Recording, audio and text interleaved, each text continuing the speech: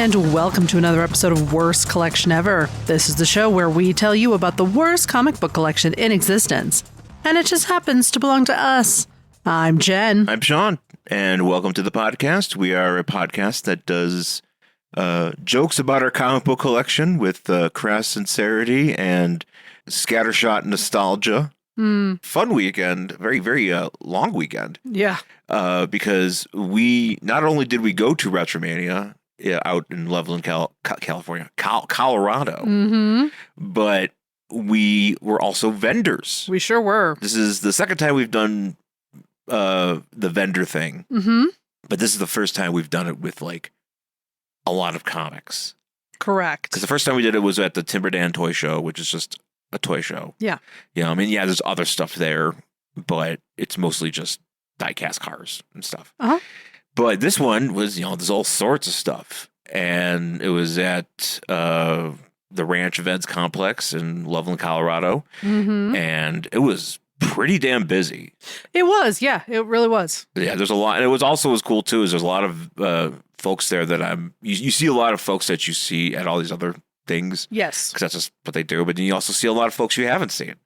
And you get to, you know, I actually got to make acquaintance with a few new people. Yeah. Found out about some places in apparently Fort Collins, which we got to go up there. We've been up there a bunch, but we don't. It's not been a while. Well, it's, you know, it's a ways up there. Yeah. But apparently the Fort Collins Indoor Mall or flea market or whatever, it's where it's at. Apparently the place to go. It's a place to go because there's wrestling magazines to be had, apparently. I was very excited for that.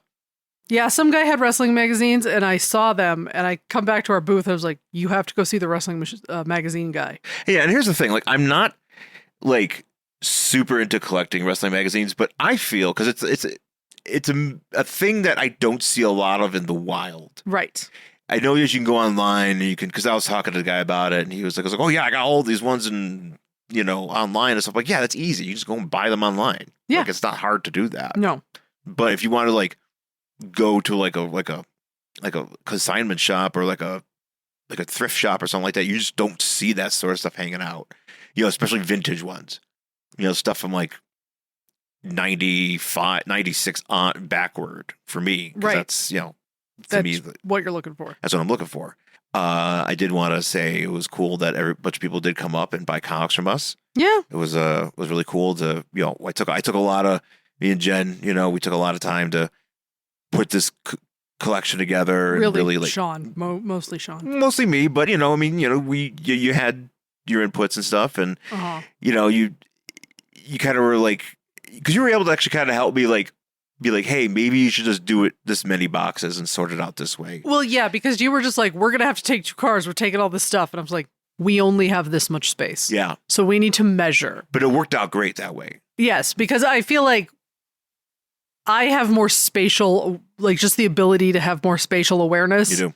Better like Tetrising and putting stuff place. So you would have brought everything and I'd been like, we don't have the room. I would have been like eager to do that, buy everything and stuff it in the car, which is, you know, 2 cars, and then bring it there, but realize we don't have the space to do that. Which is exactly what I was like, we need to measure this first. Yeah. Which we did. And actually, I think what we ended up bringing fit just perfectly. Yeah. Yeah. I was really cool with that. You know, we had like 2 boxes of DC, 3 boxes of Marvel. I had a box of Image. Yep. And then I had a box of like miscellaneous. Yeah. And it was interesting to see stuff people picked up.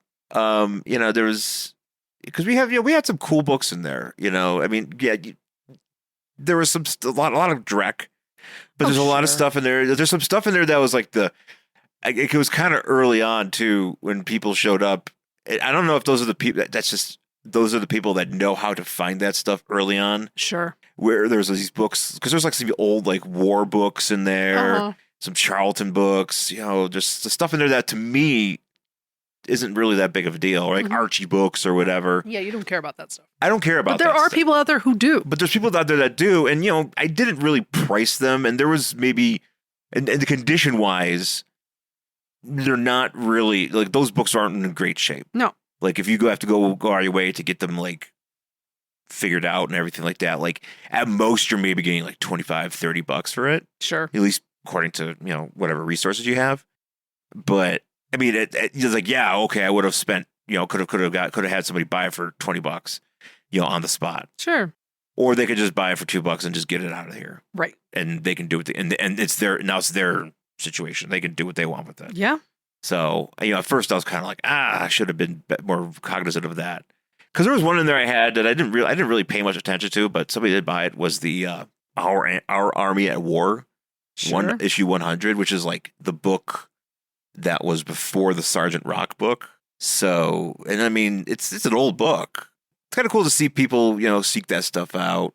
Yeah, no, like I said, there's stuff in there that like I have no interest in collecting. Yeah. But I know there are people out there who do collect it. And it's not like it's the first appearance of Wolverine or like any of that sort of stuff. It's like this one older woman came up and she was looking for like Archies, and I think she bought a Sylvester and Tweety book from us or something. Like some of those old stuff, like stuff that I would not care about, but she was really excited to find. Yeah.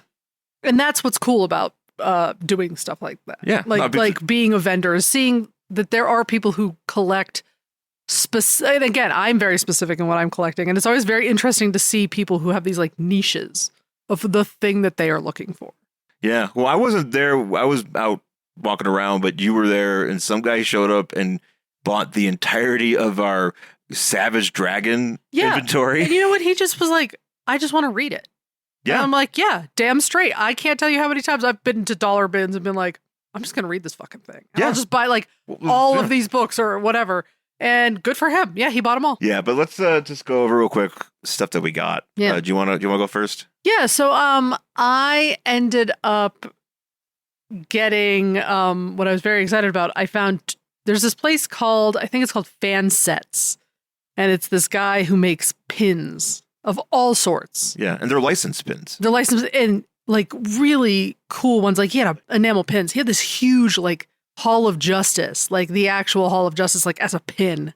That's wild. Yeah, he had like the Legion logo. Like there was a guy, I was looking at the pins, and the guy beside me was like freaking out over all the Legion stuff because I guess he's a big Legion guy. Well, he's got a lot of characters. He has so many characters, and so he has diverse characters. Yeah, a bunch of characters, a bunch of like Star Trek stuff and all that, whatever. But he had from the Batman animated series, which was a short-lived series. Okay. The Batman was a short-lived series, was not the animated series. But it was an animated series, if that makes any sense. I want to say this is from like the early 2000s, mid 2000s ish, where Bruce Wayne was like a younger guy. Actually, pretty decent. It only lasted for like 4 seasons, but pretty decent show. Did you watch all of it? I think I've seen all of it. Okay. Because you can see it streaming. Yeah. There's not a lot of merch for it, but he had a Batman and Catwoman pin, like 2 pins from that series. Yeah. And I was like, oh, sweet. I have to get them. And I was there before they opened, and I was like, oh my God, do you have both of these? And he's like, yes, but I got to pull them out of the bag. Can you come back? I was like, yeah, here all day, whatever. So I came back and they had the Batman. They actually did not have any Catwoman. They had to pull it off the display board to give it to me. It was the only one he had. And he has like the whole line of the animated series with the exception of Catwoman. He says the art is done on her. She just hasn't been manufactured. So when that comes out, I have to buy that. Yes, you do. Because I've been waiting for that one. I think I'm not a pin guy, but I do like when things are represented in pins. That's the thing. I only buy these specific pins. Yeah. And then I keep them as part of my collection. So this is part of my Batcat collection, obviously. So I did that. I usually do not collect Batman 66. It's not really my thing. Yeah. But I happened to go to this booth that was selling these Batman the Animated Series Valentines that had never been opened, that I just opened. And they had a Batman 66, and he's wearing like shorts, like swim shorts. Swim shorts. Batman in swim shorts. That's the official. Which is hilariously funny. And they had a Catwoman. And I was like, well. The Eartha Kitt. The Eartha Kitt Catwoman. I was like, you know what? I'm going to do it. So I got those. They're still in the box here. And Shawn found me like these little metal, what are these nano metal figs? What are these things called? Yeah, there's a whole bunch of There's a whole bunch of different ones of these. And I have a few of these of my own, but nano metal figs by Jada Toys, and they have, I guess you would say, a Batman specific one. They have because they have like a huge Like there's like 30 of them in one box, but this one only has like 6. Yeah. Which is probably better. It has a Batman, a Catwoman. There's like a Black Canary in there. I think Riddler, and I think Batgirl. Batgirl, yeah. So obviously I have to get Batman, Catwoman. They've been on my list. So I'm excited for that. But that's pretty much all I got, like, merch-wise. I did end up getting some comics. I went to this one booth that had, like, just like, you know, a box of loose flopping comics. And they were like, they change their name, or loose flopping comics. Yeah, loose flopping comics. You better believe it. I think that's our new name. I like it. I like it a lot. Actually, here's the thing: when I go, because I have boxes of like the raw comics that aren't in like they're like doubles and stuff. I'm just gonna. Sorry. What? I was like, we could just call this podcast "I Like It Raw," and it's just about raw comic books. Oh boy! Not what you think it's about. No, it's like everybody just comes like, I thought they were going to talk about talk about unprotected sex. Totally different. No, raw comic books. Oh, disappointed. Yeah. So I went and there was like, I think it was like 8 for $20 or something. And she had all of these like Catwoman variant covers. So I ended up getting a bunch of those, which was exciting. And one of them is like a Year of the Villains one where she's in her like animated series gray. Yeah. Those are real sharp covers. Yeah, no, I'm a big fan. And I was able to also finish my run of Batman the Knight, because it's like a limited series. And I was only missing like 3 issues and I found them. Mm-hmm. So that was cool. And I ended up also getting I got a couple, like 2 or 3 Lois Lanes. I think, I got 3 Lois Lanes. I got a Superboy from like this other guy.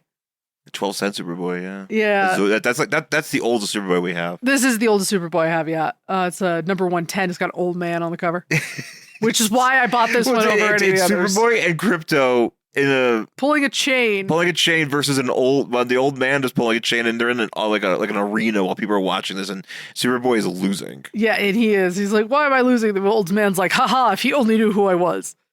You know, that's sort of boring shit. And then Shawn actually found me something I've been looking for forever, which is Batman Family number 17. This is I believe the origin of Huntress is in this. Oh, okay. Which is why I've been looking for this for so long. And this is actually in really good shape. Yeah, yeah. Surprisingly enough. But the thing that was the most that I got that I like the most, I ended up getting Batman. It's an 80-page giant Batman, number 176. And it has Catwoman on it. Princess of Plunder down here is what they're referring to her. That's what they called her back then. And so I was like, oh my God, I have to get this. But I'm looking through, this was the Hammerhead Comics. Hammerhead Inc. Hammerhead Inc., who we've been to many times. Yeah. We see him a lot. And I'm like looking through and I pull this and it was like $45. And I'm like, oh, Jesus. Like, that's so expensive. Like, I'm sitting there. It's a lot for a single comic. It's a lot for a single comic. I understand how old this is. And it's actually in somewhat decent condition. It's not Isn't the grade on there? Yeah, it's like a 3. Okay. 3.5. So it's not crazy, but it's not terrible. So I'm looking at it and I'm like, do I want to pull it? And I'm just staring at this book, like at the booth, because not really paying attention to anything else. And he comes over to me and he's like, you have a perplexed look on your face. And I was like, I'm just debating if I want to buy this. I was like, I want this, but do I want to spend this much money? So I'm just trying to figure that out. That's literally all I said. And he was like, I can cut you a deal. And he did. So that was very nice of him. Yeah. I had no intention of asking him to make me a deal. Like, I don't barter stuff like that. So I was just like, this is the price of this thing. And he just offered to make me a deal on it. And that was very nice of him. So yeah, that's what I ended up getting. Yeah. Yeah. That's very, very cool. We spent more money than we made. It happens. Which I think that's what happens at these things. So I ended up getting action figures and stuff goes. I've been wanting to get a Deathstroke figure. And I almost bought this one a long time ago when it first was out on retail, but I ended up getting the McFarlane Superpowers Deathstroke figure. Mm-hmm. Just your basic McFarlane figure. But these are nice figures. These are really. Yeah, no, it's a nice shame that they're we only got like a few more waves of this left. Yeah. I ended up picking up a loose figure of Prototype, the Malibu Comics character. He is not, is definitely got some paint wear on him and stuff. But I've been wanting this, so I ended up getting this for a couple bucks in addition to some of the comics that I bought from another guy. He's got really long arms. I'm confused. He does have long arms. It's just the way that he's just very gangly, but he's not tall. Yeah. Also, the first night there, when we loaded in and we were just kind of walking around, there was this vendor that we shopped at last time at Timber Dan that had a lot of stuff. He had like a whole wall. He's got a whole wall. Like he's got so much stuff. And I've only seen him. I only see him up there. At there. Yeah. I think it's like the only place he goes to. Uh-huh. I had the thing. I don't know. I remember I bought my Japanese Batman and Catwoman. I think it's right here, actually. Jason's Basement Collectibles. Yeah, because I bought my Japanese Batman and Catwoman from him last time. Yes. Yeah, and I think I got my 12-inch Emperor's Royal Guard figure I got. So I was really cool with that. But he also had something that I got last time from him was a Dark Knight Rises 4-inch figure of these Batman figures. But I guess these were just exclusively at Target. Yeah, these are so weird because they look like Batman's in like a snow globe or a globe of some sort. Well, the first one I got was the Halloween one. It's a Halloween one. So he's in like this orange pumpkin package. Yeah. And it's tinted and it's like almost like I can't open this. It looks so good in the package. It does. Because it looks like it's like a Halloween thing. And then but he had this one before and I didn't get it, but he had it.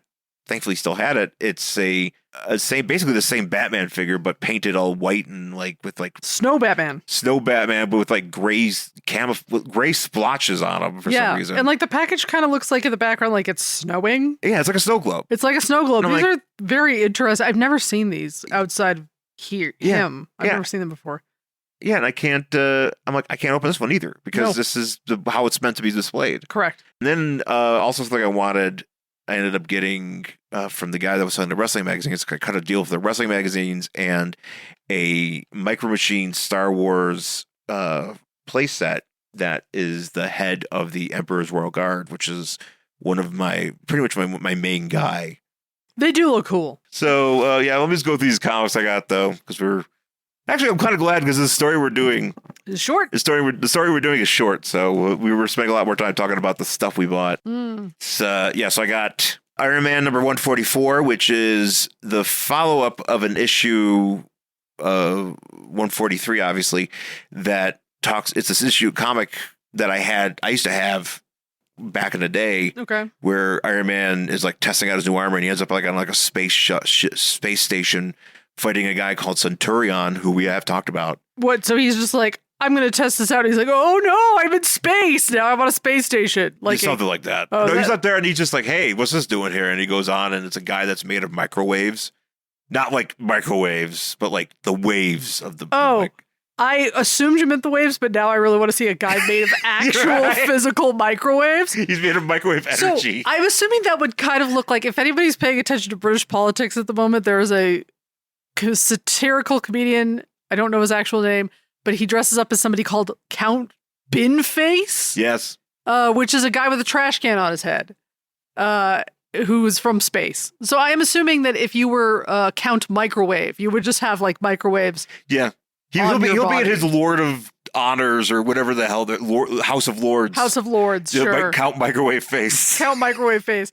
Which I've heard about this, but I've never gotten around to reading it or finding it, was Guy Gardner, Collateral Damage. Yeah. With Howard Chaykin. Was it just one of two? Yeah. Oh, there you go. So you got the whole thing. Yeah, I got the whole thing there.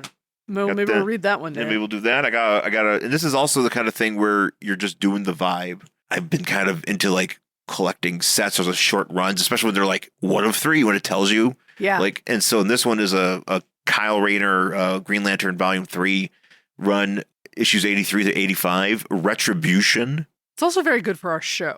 Yeah, we are very good for a show, but it's just, it's actually, it serves a lot of purposes. Yeah, because we try to do those short runs. But actually, I think this because I also just like this because there's this one issue in the middle here where Kyle Rayner just got the saddest frown on his face being hung from something. I was going to say, is that a sword or a noose? What is happening there? Oh, it's a spear. There's a spear. It's a spear. Oh, yeah, and there's a sexy lady behind him. Oh, yeah, I don't know who that is. I don't either, but she's got some weird boots on. Oh, yeah, look at those boots. And then you got him like, wow, look at that. He's like, I'm so hot, and I've got like 2 swords. Yeah. You know, the only thing happier than a man with one knife is two knives. Also, a Incredible Hulk number 214, which is the it's not the first appearance, obviously, but it's an appearance from Jack of Hearts. Oh, I'm always looking for Jack of Hearts stuff. Yeah, because he's not really I don't know. He doesn't have a lot of stuff. He's got stuff. He's been involved in a lot more stuff than you realize, like stuff that's like more current. Oh, okay. Like he blew the fuck up in like an Avengers, like physically, because he's just like a nuclear reactor. Is that like a death issue, or does he reconstitute? I think so. I don't know. I don't know what he's doing now. Ah, okay. But back in like the mid-90s or mid-aughts, he was involved in some shit. I see. And then because there's stuff that I can finish in the collections we have, you know, for that big collection, I can make sets. I found I was able to find the Future Shock Green Lantern, number 98, number Val 3, and then also I found the remainder of a miniseries for the Imperial Guard, which is like the Shi'ar characters, and apparently they go to New York at one point. I don't know. So I got the rest of those, issues 1 and 2. And then I found more. It's not the complete complete run, but I found more issues to complete the Daredevil Fall from Grace. I love that cover, the white one there. The one you see the Empire. Yeah, I see him falling off. And he's these little tiny red thing falling off the Empire State Building. That's a great cover. One of my favorite Wizard jokes from Wizard magazine was they were looking at the decision to go, hey, what's that little red blob? Is that a piece of undigested red meat from Foggy Nelson's colon? Ew, gross. What did he do? Just fart out a window? Like, what's going on here? But that's something Foggy Nelson needs to go to the doctor. Foggy Nelson does need to go to the doctor because he unleashed a Daredevil-sized piece of meat. Ew, disgusting. I miss Wizard magazine. I know. I really do. Then I found Brigade number 17, which is another issue in the Extreme Sacrifice run. Sure. Because we're going to finish them, damn it. Oh, you know it. And then Uncanny X-Men number 429, which features the first part of a run, which I am completing, called The Draco. I don't know who the Draco is, but apparently it's that something guy? going on. That looks like Iceman. It does look like Iceman because it kind of looks like he's like surfing. It's Iceman. There's a bunch, and I don't know. There's a guy here dropping a cigarette, just kind of like. Is that his dad? I don't know. Is that Iceman's racist dad? I don't know. That guy sucks. That guy does suck. And as far as last issues goes, I got New Mutants number 100, which is the last issue of New Mutants, obviously. Oh, okay. And it's like basically like it was this, and then they went right into like X-Force, but this is the end of it. So I got that. I also got the last issue of Batman and the Outsiders, number 32. Mm-hmm. And it's just Batman walking away like, yeah, I'm mad at you guys. This is the last issue. Yeah, they all should have their backs turned because, he likes to walk away when nobody's looking. And then I found this one. I wasn't expecting to find this one, the last issue of The Spectre, Volume 3. Cool. And that's a greint cover, too. Oh, yeah. All the Spectre covers were really cool. Yeah. But this was a fun one to find. I wasn't I don't. A lot of times, later '90s DC series, are hard. Are hard to track down. Yeah, and so this was cool.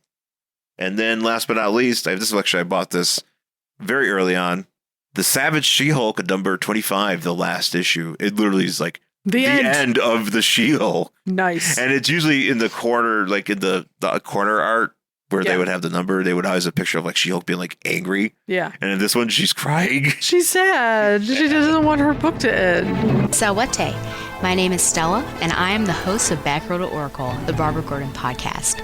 Back Row to Oracle is a podcast dedicated to Barbara Gordon, the first woman to hold the mantle of Batgirl for an extended period of time, roughly 1967 to 1988. The goal of Back Row to Oracle is to examine the character's history from her first appearance as Batgirl and continuing through her tenure as Oracle. Each episode looks at a vintage issue of Detective Comics or Batman, as well as other books like Justice League and Freedom Fighters, and modern issues of Batgirl and Birds of Prey. I also keep track of news involving Batgirl and other members of the Bat family, and I have a revolving series of segments like Babs in the Tube, which highlights appearances of Babs in TV and film, Shipper Spotlight, which looks at a variety of comic and pop culture couples, gives their history, and determines whether they are hot or not, Reading with Stella, which could be described as an audio drama, or just me reading a book that relates to Babs or doesn't, and of course, the mainstay literature recommendation. I have been blessed to interview writers Scott Beatty and Chuck Dixon on their Batgirl Year 1 work, Brian Q. Miller on his Batgirl run, Dwayne Swarzynski and Christy Marks on their separate Birds of Prey work, and the creators and actors of the Batgirl Spoiled, the web series. I hope to interview more creators and actors in the future. My goal, most importantly, is to make a fun, entertaining, and thoughtful show that people enjoy and from which they learn. Find the show online at thebatmanuniverse.net and iTunes, and follow the show on Facebook and Twitter at Batgirl to Oracle. Thank you, and fly on, Babs lovers. In honor of Batman Caped Crusader series coming out, I think in a week, we are going to delve into some really old Batman. Yeah, it's so old. It's practically the beginning It of is. Batman. We're talking like Batman Detective Comics 31. Yes, Detective Comics number 31, September 1939. 1939. And we do not have the actual issue. Ooh, no, of course not. And not even a facsimile. This is actually coming out of a trade I have called The Greatest Batman Stories Ever Told. Yeah. And this, so if you look on the side of this is where I was trying to tell you that the volumes are kind of weird.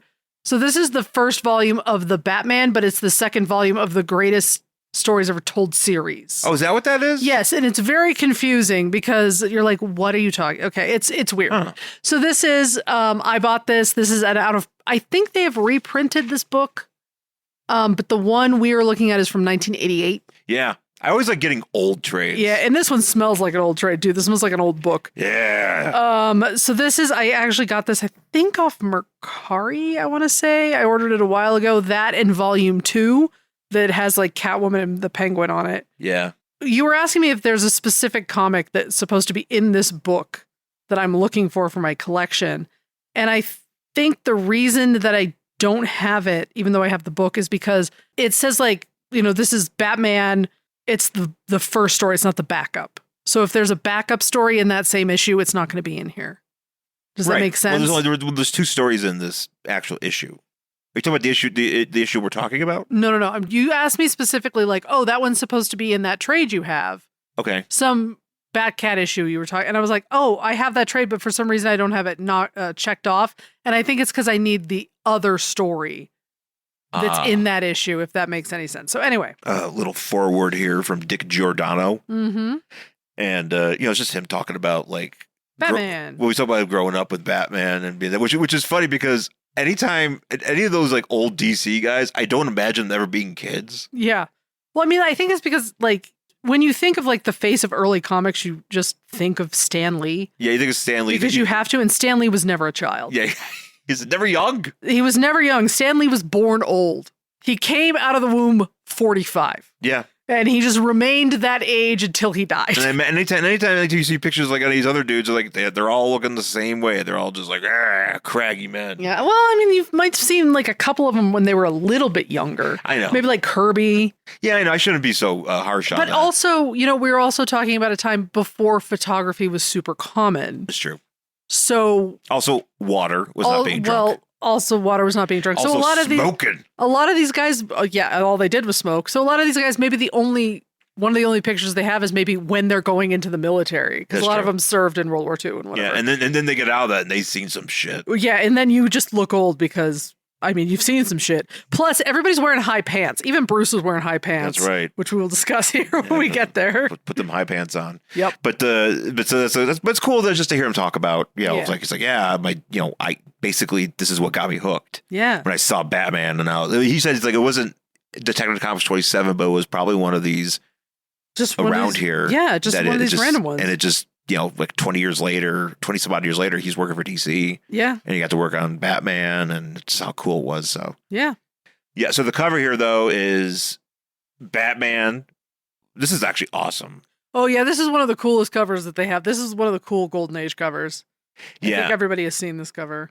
It's like a castle, but right behind it is a giant Batman just kind of looking There's down. fucking clouds everywhere and like Clouds, a moon behind the moon, him. there's other little bats everywhere. And then in the foreground, you see the Mad Monk Yes. carrying a woman. Not the woman I think we're talking about because she has different colored hair. You know, it's really hard to tell because maybe it is, but it could also be a printing error or a coloring error. But he's carrying this woman. I'm like, this woman's like, I don't know if he killed this woman already, but he's like, he broke her spine. I think someone does die in the next issue. I don't remember. I didn't read the Well, next look at this. issue. Look at this. How he's carrying this woman. Oh, yeah. Like he's got her. Like he's like got her around the waist, but she's like like facing upwards. So it's like I don't know how anybody could do that. Yeah. I mean, He's carrying her under one arm. Under one arm. Like that's crazy. However, though, he is a vampire. Yes. Well, there you go. Vampires do have strength. Yes, because this is the story we're reading today is Batman versus the Vampire Part 1. Yes, so powerful and awesome, the mysterious Batman again appears to oppose the evil forces of a terrifying master of crime known as the Mad Monk. 10 cents.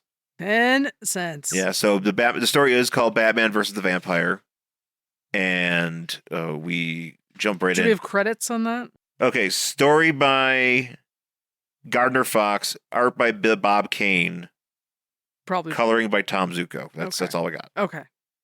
So, so we start off with the Batman, weird menace to all crime. Yeah. This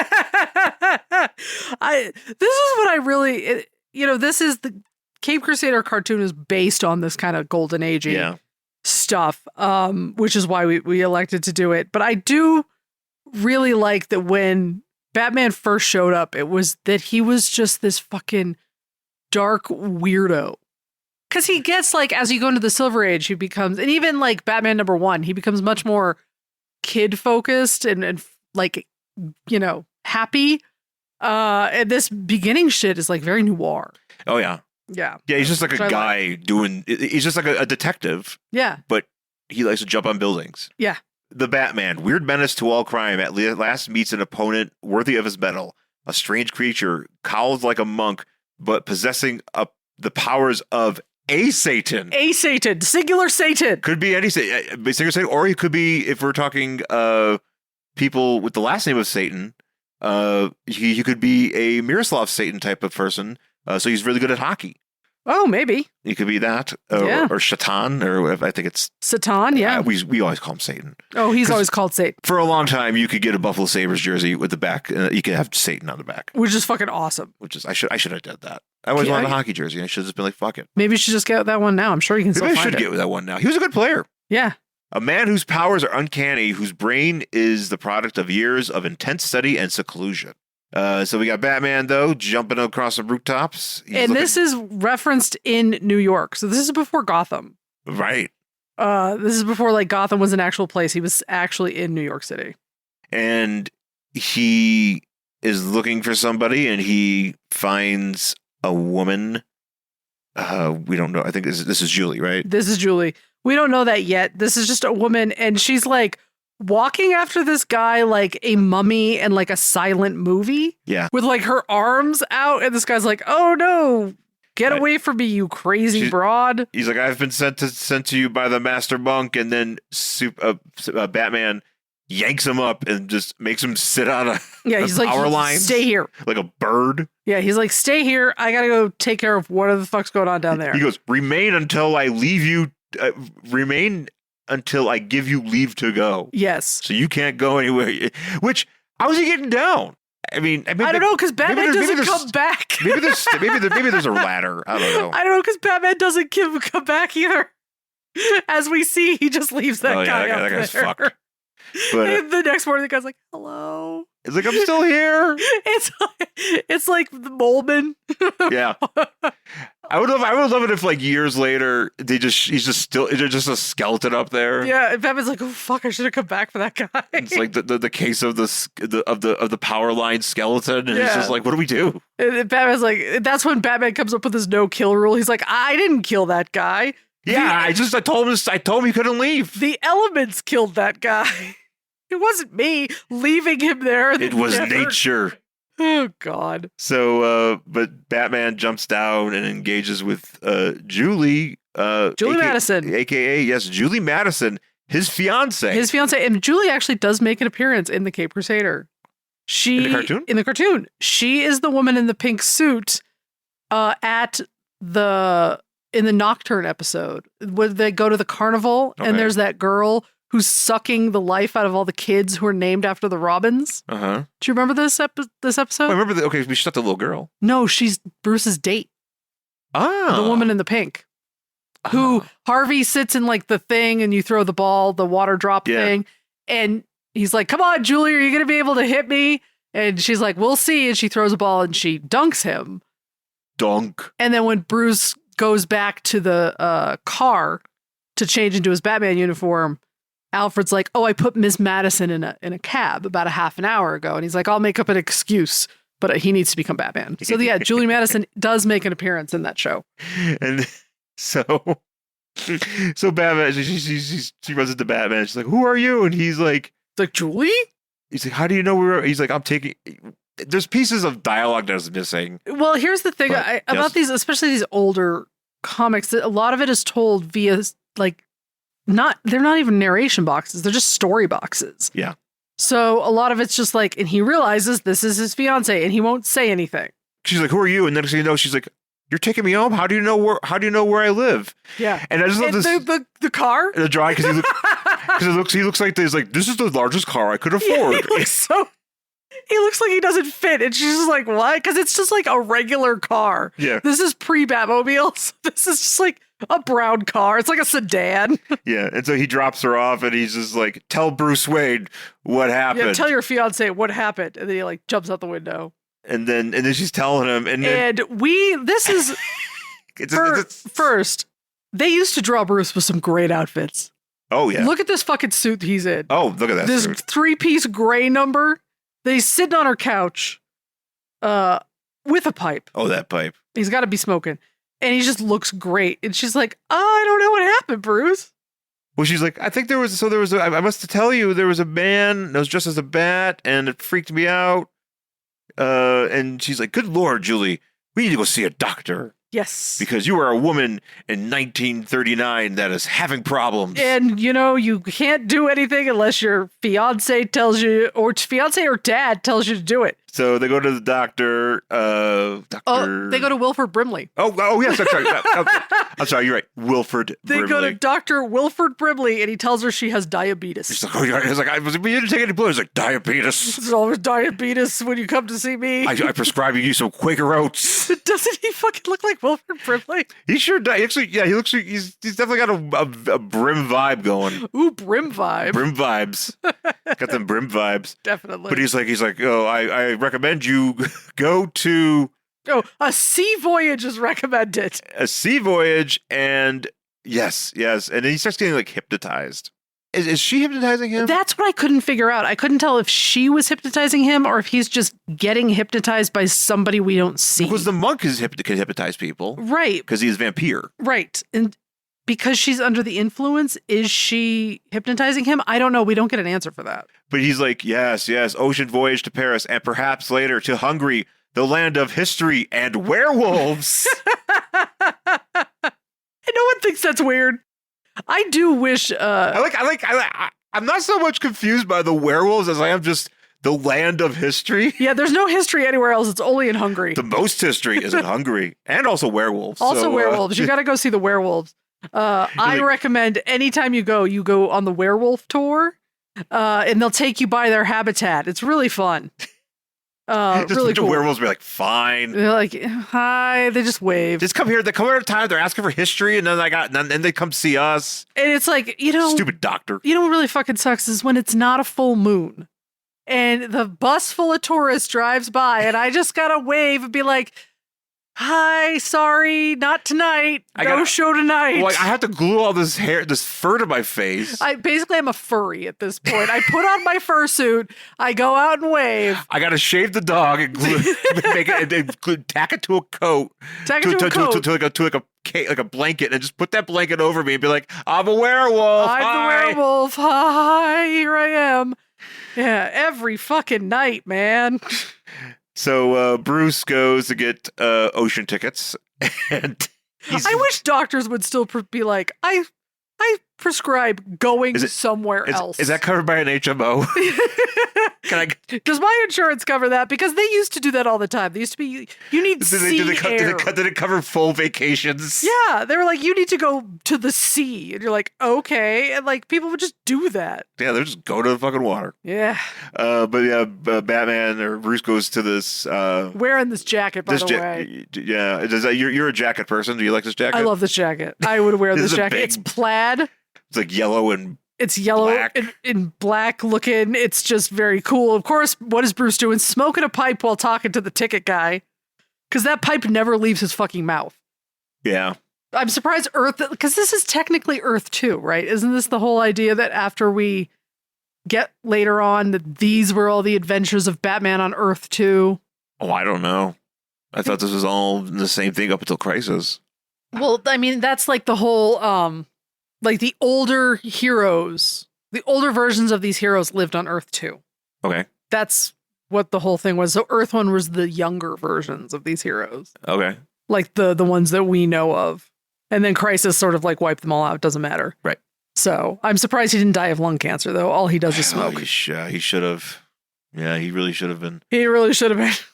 So Batman though is like, I didn't like the crack that doctor made about werewolves. I'm more of a bat guy. And Julie's like, no, Bruce, it's okay. I promise. Like, it's all right. Once we get to the werewolves, I'll be good. Yeah. Like, she promises to be good for him. Like okay. She's his fucking child. I'm a woman on my own taking a boat trip. I will be good. This is the weird part because like he asks for 2 tickets. But then she's there by himself because he follows as Batman. Oh, but doesn't he ask for 2? Am I crazy? One ticket. Oh, is it only one? One ticket to Paris. Oh, so it just fucking leaves her there? Yep. Just like, get on a boat, Julie, bye. Like, yeah, I know you're my fiance, but get out of here. Go. And I'm assuming he will follow later. I don't know. It doesn't matter. Yeah. So he puts her on a boat. So he goes back. And he's like, but I will follow. Yeah. But he goes as Batman. But he goes home in his high-waisted pants. Yeah, he's like, if only Julie knew that her fiance is the Batman. It is me. Also, my pants are so high, they should be at my nipple. So he goes to the secret hangar only known to himself, which has not been called the Batcave yet, maybe. There's no Batcave yet. Batcave does not exist yet. Batmobile does not exist yet. We do get a Batarang. We do get the Bat Gyro.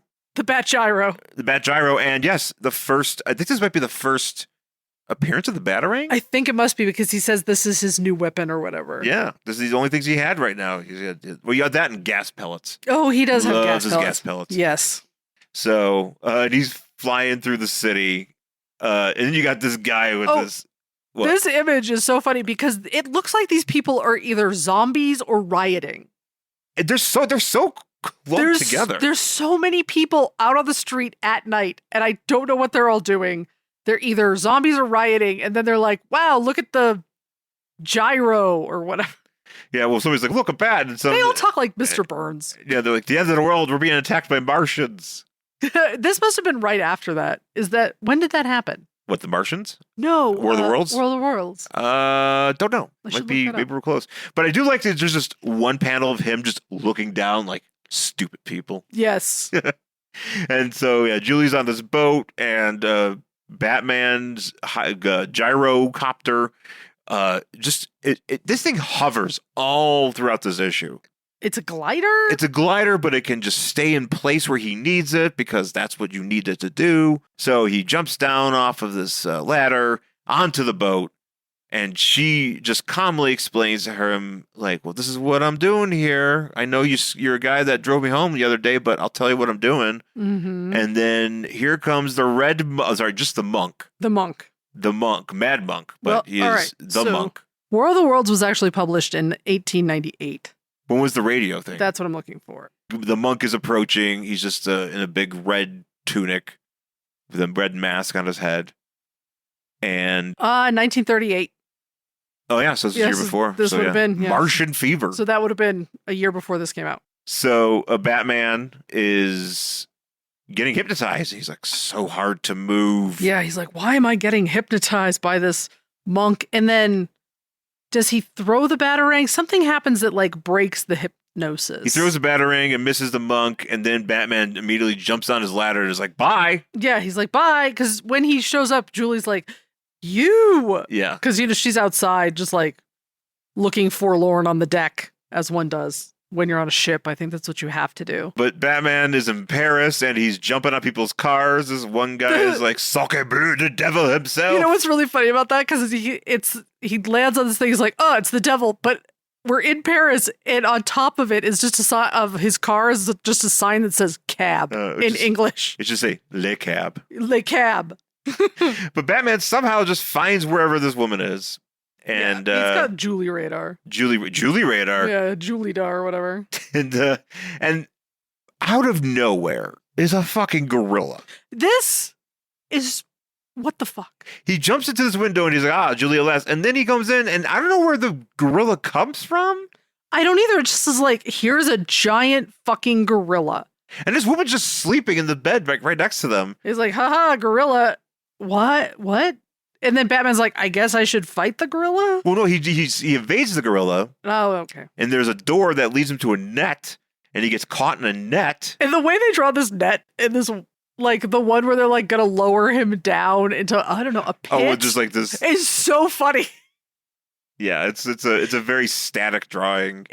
A lot of these are static drawings, even though they're supposed to look very, like they have a lot of movement. And I think that's just probably the time period and how things were. Yeah. Because they do look so basic for what we see today, obviously. Yeah, he's in this dungeon here, and the monks. I feel like I could probably draw like this. You probably could, actually. Yeah. Well, here's the thing, because you know what's easy is that you don't have to draw Batman making any facial expressions. No. And when he's in this net, I don't remember, there's a drawing of it, he looks like he has a horse face. Oh, this one here? Yeah, he looks like a horse. He's got his face is like... Excuse me, I'm Bat Horse, here to save the day. So Batman... Nay, Julie, nay. Oh no, it's a horse. Oh no, it's a horse dressed as a bat. Just a giant horse falls on that boat. That boat oh my god, oh shit, now it's the ring. He's like trying to jump off of it. That horse that jumps off that fucking boat. Now I'm imagining that horse in the ring but with a bat cowl on. 100%. He's got a cape. He's like, and he's like dies. That is one of the things, that movie, that scene in that movie where the horse fucking falls off a boat is one of the funniest fucking things I've ever seen. I know it shouldn't be funny. It's not a real horse. It's but CGI. a fucking computer horse falls off a boat and then gets chopped up. Oh. You don't see it chopped up, but you see the chum. Oh, yeah. That horse. You see the horse post-chum. Yeah, that horse hit a fucking propeller. It's glue. Bat horse. That's why we never see Bat Horse. Because he died falling off a boat. He sure did. And Batman's like, oh, I can't have one of those. Maybe we'll have Bat Cow, though. Oh, okay. I'll go. Maybe the cow will do better. Yeah, what do you guys got over there? Yeah, I got a cow. Cow? Right, I had a problem with the horse. It fell off a boat. Sorry. Died. Terrible death. Sorry. I'm Batman. Yeah, sorry. But I do have this cowl that is still really big. I got to fit it on something. So, Bat Cow? Let me go around the zoo here, just see what fits. Bat Gorilla? Bat Elephant? Ooh, Bat Elephant. Watch for Bat Elephant. So Batman throws his batarang and knocks the lever to keep him from falling, and also knocks a chandelier, and grabs the batarang as it returns him, but also just random pieces of glass. Yeah, he just his gloves must be crazy strong. Sure, because he's just grabbing falling shards of glass. Because he uses the glass to like get out of the net before he's lowered into a pile of snakes. Oh, is that what's below him is snakes? Yes, he's snakes. Oh, it's probably like that zoo, snake farm in China that got flooded? Yes. I was thinking about that too. They all came out. Yeah, no, this is a big guy. This guy's got a snake farm. This guy's got all the animals. He does. I did not know vampires were so animal focused. I mean, they are bats, you know. That sometimes. You know what I was thinking? Because there's also, I mean, shit. There was a movie called Dracula's Dog. Was there? Yes, I watched it once. I tried to watch it. It gets sad because I don't want to like watch stuff that happen to dogs. No. But a dog does possess Richard Crenna to almost touch a lawnmower blade while it's running. Nice. And maybe I should go back to watch Dracula's Dog. No, I don't want the dog to get hurt. That makes me sad. No, but did you hear? This is a question I have about Batman. Oh, great. Just in general. Yes. Because bats carry rabies, right? To the point where if you are even in possible contact of being bitten by a bat, you need to go get rabies shots. Yeah. Because you will probably get rabies. So Batman hangs out in that fucking cave all the time with all those bats. Do you think he has gotten rabies shots, or does he have to get them all the time? But we should ask a zoologist. We really should. Honestly, there's got to be somebody out there who has probably written a thesis on like Batman and his risk of rabies, which I'm assuming is exceedingly high. Because there was that story about that kid who like woke up and there was a bat on his face. Ah. Did you hear about this? No. He was at like summer camp. This is just recently. He was at summer camp and he woke up, there was a bat on his face, but he didn't think he got bit or anything. 11 days later, that kid died of rabies. Oh, no. Yeah, which is a horrible way to die, by the way. I'd like to know if Batman has some sort of like... Did the bat breathe on him? And that's what they might have... He probably got scratched or bitten and he didn't realize it. Oh, God. Yeah, awful. But maybe, like, do you think Bruce Wayne has, like, the cure to rabies and he's just holding it back? Yes. He's just 100%. like, he created it. He's like, I don't need to worry about rabies. I give it to everybody who comes out of my cave. They don't need to worry about rabies. Batman's got all the cures. But I'm not going to give it to the general public and people are just going to continue to die. So Batman gets out of this net and he goes to pursue the monk, and then he gets stuck inside of Another net? another bar or cage or something. There's a lot of nets and cages and monkeys in this book where there shouldn't be. Yeah, and the monk is like, "Die here, you fool, while I send the girl Julie onto my castle in Hungary to feed my werewolves." So is he going to throw her to the werewolves? Yeah. Okay. But he I don't think that's necessarily clear what his plan was. Because I didn't know, maybe he just needed her to like watch them while he went out of town. But Batman engages the gorilla again from earlier. But then there's a rope, the rope that lowered the gorilla. He's like, "Ha, I'm on this rope now." Yeah. And he's going up the rope. He throws his batarang at some guy wearing in yellow. Yes. Just an egg-looking guy. Yeah, that's very funny because he throws it at him. The guy's going to shoot him, but he throws his batarang and then he shoots like straight up in the air. Yeah. Yeah. And then somehow the whole time his bat gyro has been gliding over this area, so he just jumps on the ladder and then he flies over this car that is getting away. And this is where it gets a bit confusing. So he follows this car, he jumps on top of the car, throws a gas pellet in. And it crashes into a fucking tree. But the monk is supposed to be in the car? This is what I didn't understand, because I didn't know if it was the monk who was in the car or if it's just Julie. Is she driving under hypnosis? You know, like, what's that drug that makes you sleep eat? Ambien? Yeah. Is she sleep driving, like, on Ambien? Sure. So she's like... I thought it was a thing where did he get her drunk, like, in the North by Northwest, and it's just like, we're going to get you drunk and make you crash? Yes, that's exactly what happened. Get you drunk, make you crash, and then we're going to, like, show a train going through a tunnel. Yes. But, like, he throws the gas pellets, it crashes into a tree. This is 1939. There's no safety features. This woman should be dead. Oh, this woman should be fucking paced. Yeah, and I think it might just be her. I don't know. Because he saves her. Yeah. And then Batman saves her. He's like, poor kid. But then now he's just flying with her. Is he flying with her or with somebody else? Okay. So Batman takes her.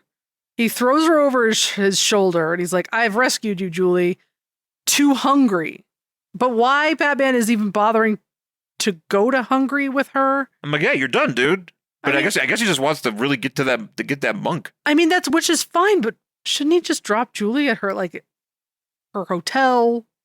Maybe a hospital, considering she's probably in many pieces. Probably concussed, at least. Yeah, because she just crashed into a fucking tree. Yeah, there was no seatbelts or anything in that car. It's just steel and glass. Yeah, and Batman's just looking at her like, poor kid. That's that. Next issue, we'll find out what happens when he finds the monk. Yeah, I don't know. We'll find out, because continue the thrilling adventures of the Batman and his combat against the mysterious monk. What plans has the monk in mind? Why does he want Julie? See the next episode of The Batman. The Batman. And that's it. That's that. So that's how Detective Comics number 31 from September 1939. That's how that ends. Mm-hmm. And we'll pick up the rest of it next week. Yeah. Because I want to find out what happens. Yeah. I know Julie sticks around for quite a while. Don't remember when she stops being around. I'd have to look that up. Julie does stick around for quite a while as Batman's fiance. Catwoman does show up in issue 1 of Batman. And he is so taken with her, he has to remind himself that he is engaged. Yeah. Because he's just like, oh, look at that girl with her beautiful eyes. Oh, I already have a girl.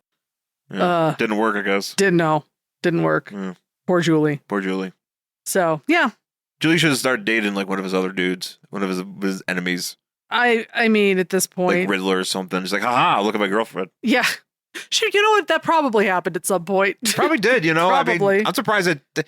I'm surprised she hasn't become a bad guy. Because I feel like everyone becomes a bad guy. Oh, she could have been the Phantasm. She could have been. It could have been her instead of Andrea.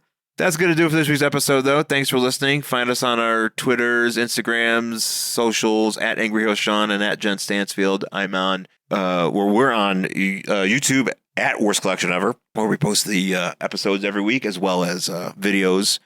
I think we're going to try to do a video. Yeah. With the stuff we bought, so you can kind of get a better visuals. So we'll work on that. And also email the show, worstcollectionever@gmail.com, and rate and review the podcast anywhere you get it on your Spotify, Apple Podcasts, anywhere you get it. Give us a 5-star review. Leave us a comment. We'd love to hear from you. Love to hear what you think about what we talk about. That would be really groovy. So once again, folks, thanks for listening. We'll talk to you again next time. Bye.